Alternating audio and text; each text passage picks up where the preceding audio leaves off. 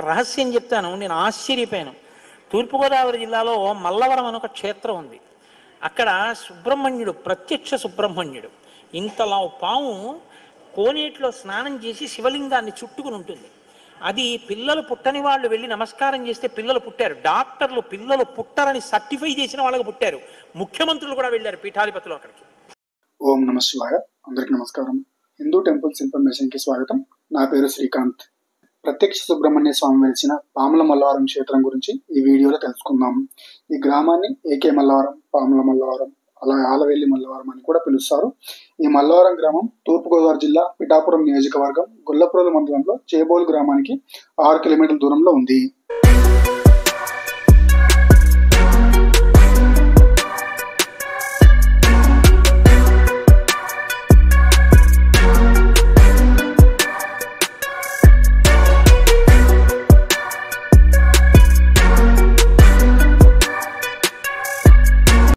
ఇప్పుడు పాముల మల్లవరం క్షేత్రానికి ఎలా చేరుకోవాలో చూద్దాం.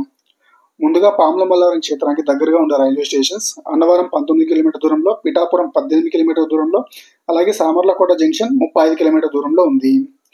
ముందుగా మీ హోమ్ టౌన్ నుండి ట్రైన్ ద్వారా అన్నవరం కానీ లేదా పిఠాపురం కానీ చేరుకోవాలి. మీరు అన్నవరం వైపు నుండి వస్తుంటే అన్నవరం బస్టాండ్ నుండి కాకినాడ వైపు వెళ్లే బస్సు ఎక్కి చేబ్రోలు గ్రామంలో దిగాలి.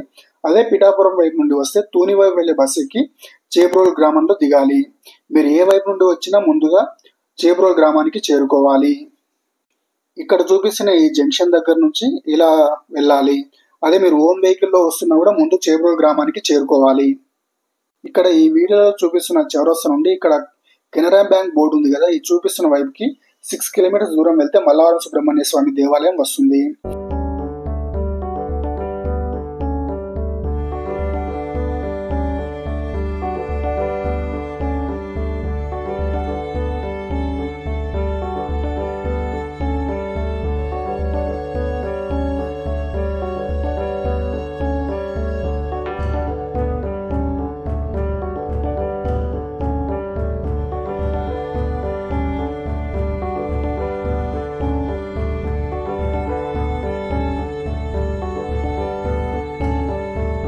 ఇదే మల్లవరం సుబ్రహ్మణ్య స్వామి దేవాలయం. పాము కారణాంతరాల చేత శివలింగానికే తల కొట్టుకుని శరీరం వదిలితే ఇప్పుడు అలాగే ప్రతిష్ఠ చేశారు.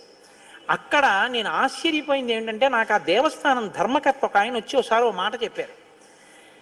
బిడ్డలు పుట్టరు అని డాక్టర్లు చెప్పేసినటువంటి వాళ్ళు సుబ్రహ్మణ్య షష్ఠి నాడు ఈ దేవాలయం వెనకాల పడుకుంటారు, వచ్చి బోర్లా పడుకుంటారు ఆడవాళ్ళు. వాళ్ళకి కునుకు పడుతుంది, కునుకు పడ్డాక లేపేస్తాం. ఆ మరుసటి సంవత్సరం వాళ్ళు పసిపిల్లల్ని పట్టుకుని వస్తారండి అని చెప్పారు. నాకు అపనమ్మకం కాదు, చూడాలనిపించింది. మీరు కూడా వచ్చారేమో బాలకృష్ణ గారు నాతో. కాకినాడ నుంచి చాలామందిని కలిసి సుబ్రహ్మణ్య భుజంగ స్తోత్రం చేశారు శంకర భగవత్పాదులు. సుబ్రహ్మణ్య షష్ఠి నాడు ఆ దేవాలయంలో చదువుదామని అందరం కలిసి వెళ్ళాం. ఆ రోజు వాళ్ళు నా ప్రసంగం కూడా అక్కడ ఏర్పాటు చేశారు. మీరు నమ్మరు, నేను తెల్లబోయానండి. ఎంతంత సంపన్న కుటుంబాల వాళ్ళు బిడ్డలు పుట్టరు అని బెంగ పెట్టుకున్న తల్లులు సంటి పిల్లలతో ఎంతో సంతోషంగా వచ్చి ఆయనకి నమస్కారం చేసుకుని, అబద్ధం కాదు, నేను ఎంతో మందిని అక్కడ అడిగాను, ఏమమ్మా మీకు ఈయన వలనే కలిగిందా సంతానం అని. ఖచ్చితంగా మేము ఆయన వలనే ఈ అనుగ్రహాన్ని పొందామని. మేము మల్లవరం క్షేత్ర దర్శనానికి వెళ్ళినప్పుడు స్వామి అనుగ్రహంతో సంతానం పొందిన వారు నాగుల చీరతో ఉయ్యాల వేస్తున్న దృశ్యం ఇది. వారికి సుబ్రహ్మణ్య స్వామి అనుగ్రహంతోనే సంతానం కలిగినట్టు చెప్పారు. మల్లవర క్షేత్రం యొక్క దర్శన సమయాలు ఉదయం 5 గంటల నుండి 11 గంటల వరకు మరియు సాయంత్రం 4 గంటల నుంచి 8 గంటల వరకు దర్శనానికి అలో చేస్తారు. మల్లవరం సుబ్రహ్మణ్య స్వామి క్షేత్రానికి సంతానం కోసం వచ్చేవారు ముందు రోజు సాయంత్రం ఇక్కడికి చేరుకోవాలి. ఈ దేవాలయం దగ్గర ప్రతి మంగళవారం మరియు అలాగే ప్రతి నెలలో వచ్చే షష్ఠి రోజుల్లో భక్తులు అధికంగా ఉంటారు.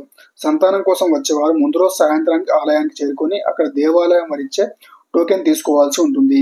ముందు రోజు సాయంత్రం చేరుకునే వారికి ఇక్కడ రూమ్స్ అందుబాటులో ఉంటాయి.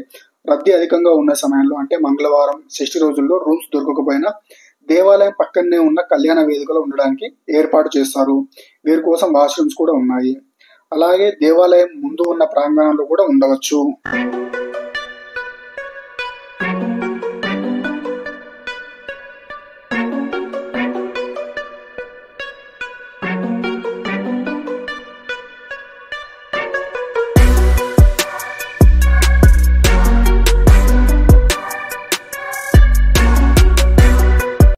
రోజు సాయంత్రం వచ్చిన వారికి ముందే చెప్తే రాత్రి భోజనం కూడా ఏర్పాటు చేస్తారు.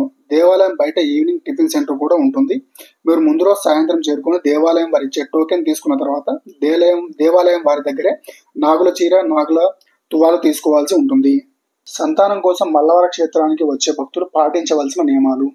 సంతానం కోసం వచ్చిన భక్తులు తెల్లవారుజామున బ్రహ్మముహూర్తంలో లేచి గుడి ఆవరణలో ఉన్న కోనేరులో స్నానం చేయాలి. సంతానం కోసం వచ్చే భక్తులు ఆలయం వారు ఇచ్చిన నాగుల చీరను భార్య ధరించాలి, నాగుల కండువాను భర్త ధరించాలి. నాగుల చీర, కండువాను ధరించిన భక్తులు గుడి చుట్టూ 3 ప్రదక్షిణాలు 2 అరటి పండ్లు పట్టుకునే ప్రదక్షిణ చేయాలి. తర్వాత బ్యాచ్ల వారిగా మీ టోకెన్ నెంబర్ ప్రకారం సంతాన శయన మందిరంలో పంపుతారు. నాగుల చీరను ధరించిన భక్తులు గుడి వెనుక ఉన్న సంతాన శయన మందిరంలో గుడివారిచ్చిన సమయం ప్రకారం బోర్ల నిద్రించాల్సి ఉంటుంది లేదా ధ్యానం చేయాల్సి ఉంటుంది.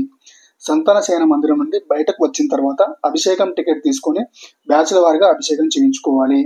అభిషేకం తర్వాత ప్రదక్షిణలు చేసినప్పుడు మీ వద్ద ఉన్న 2 అరటి పండ్లు భార్య భర్తలు ఇద్దరు తినాలి. అభిషేకం అయిన తర్వాత భక్తులు ధరించిన నాగుల చీర, కండువాలను మడతపెట్టి ఉంచుకోవాలి.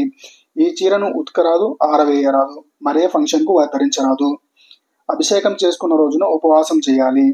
ద్రవ పదార్థాలు మాత్రమే తీసుకోవాలి. అనగా పాలు, టీ, కాఫీ, కొబ్బరి నీళ్లు మరియు పళ్ళ రసాలు, జ్యూస్ తీసుకోవాలి. మరుసటి రోజు ఉదయం పరమాన్నం వండి సుబ్రహ్మణ్య స్వామి వారి ఫోటో వద్ద నైవేద్యం సమర్పించాలి. తర్వాత ఈ నైవేద్యాన్ని భార్యాభర్తలు, కుటుంబ సభ్యులు తీసుకోవాలి.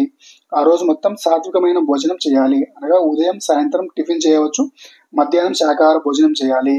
ఈ టిఫిన్ భోజనంలో ఉల్లిపాయ, వెల్లుల్లి వాడరాదు. సంతానం కోసం వచ్చే భక్తులు మొత్తం 3 సార్లు రావాలి. మొదట వచ్చినప్పుడు కట్టుకున్న చీర, కండువాలను మిగతా 2 సార్లు ధరించాలి. మొదటిసారి వచ్చినప్పుడు చేసిన కార్యక్రమాలు అన్ని మరలా చేయాలి. సంతానం కలిగిన తర్వాత మీరు ధరించిన నాగుల చీరతో దేవాలయ ప్రాంగణంలో ఉయ్యాల వేసి మీ సంతానాన్ని ఉయ్యాలలో ఉంచాలి. వివాహం కోసం వచ్చే భక్తులు పాటించవలసిన నియమాలు. వివాహం కోసం వచ్చే భక్తులు గుడి ఆవరణలో ఉన్న కోనేరులో స్నానం చేసి దేవాలయం వారి దగ్గర నుండి తీసుకున్న నాగుల కండువాను ధరించి గుడి చుట్టూ 108 సార్లు ప్రదక్షిణ నెమ్మదిగా నడుస్తూ చేయాలి. తర్వాత అభిషేకం చేయించుకోవాలి. వివాహం కోసం వచ్చే భక్తులు 5 సార్లు వచ్చి కోనేరులో స్నానం ఆచరించి 108 సార్లు ప్రదక్షిణ చేసి అభిషేకం చేయించుకోవాలి. ఈ 5 సార్లు మొదటిసారి ధరించిన కండువాను ధరించాలి.